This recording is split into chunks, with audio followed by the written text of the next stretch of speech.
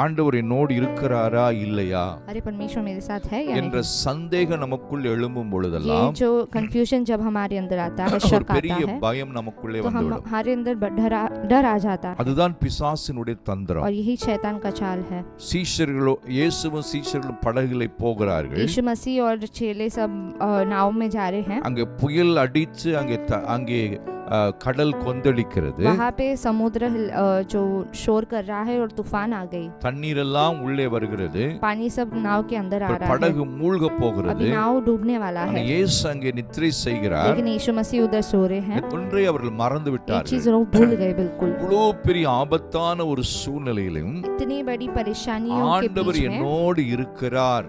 परमेश्वर मेरे साथ है, அவர் நிச்சயம் நம்மளை और காப்பாற்றுவார். वो हमें जरूर அவர் बचाएगा, நமக்கு உதவி செய்வார் हमारी मदद करेगा। என்ற அந்த விசுவாசம் நம்பிக்கை அவர்களுக்கு இல்லாமல் போயிற்று. वो विश्वास भरोसा उनके अंदर नहीं था। இயேசு எழுந்த பொழுது इसलिए यीशु मसीह जब उठे, ஏன் பயப்பட்டீர்கள் என்று तुम கேட்டார். क्यों डरे करके उनको देख के पूछा, நான் உன்னுடனே இருக்கிறேன் मैं तो என்பதை तुम्हारे साथ हूँ करके நீங்கள் ஏன் மறந்தீர்கள்? तुम क्यों भूले।